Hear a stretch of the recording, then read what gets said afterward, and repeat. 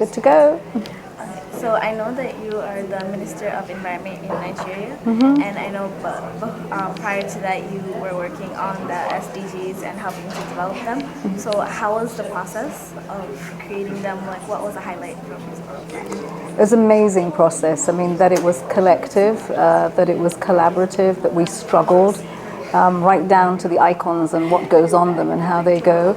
But that the different constituencies we engaged, young people that we engaged, those with disabilities, the aged. I mean, it was all really an amazing journey. When we said we leave no one behind in the SDGs, it's because we had a process that included everyone. And it gave us the ambition, it gave us the quality of the outcomes we got, and ownership, because when I got home to Nigeria, I didn't have to say to anyone what the SDGs were. Many in civil society and young people knew what they were, and they were, so what are you going to do about it? And so we went very quickly from a process of creating these wonderful goals to one now when everyone's asking us, so what are you going to do to implement them? Why do you think it's important for youth to be involved in it, in the development of these goals? I think because the journey itself and the actors that are going to carry this forward are young people.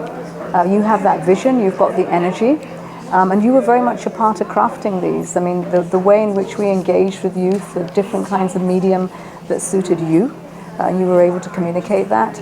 I think it would be foolhardy for us not to involve you. And you know best how you're going to not just carry them, but sustain them. And I think that's important. This is not a quick fix. This is about a whole lifetime.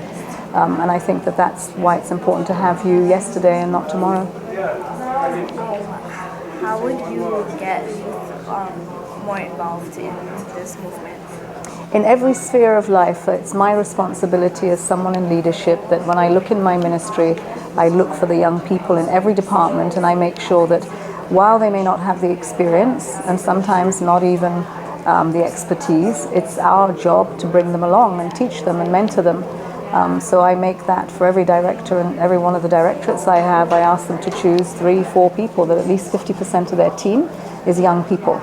And then we also, I mean, we're analog, and young people know everything about the new technologies that come out, and they learn so quickly.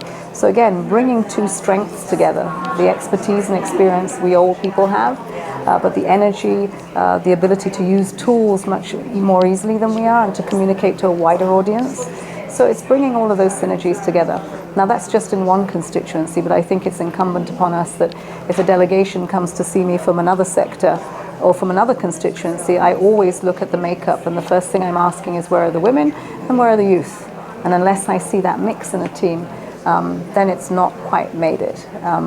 But it applies to me. I'm still walking around into a room perhaps with all men and with some that are older. So I think it's a continuous journey, but we all need to be reminded that it will work out better for us if we do that.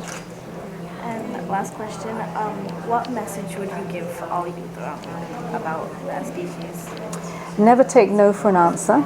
Do away with cynicism and just tell people how they can do it, and just produce the solutions and engage. Thank you so much. You're welcome. Okay. Can we take a quick picture? Yes, yes.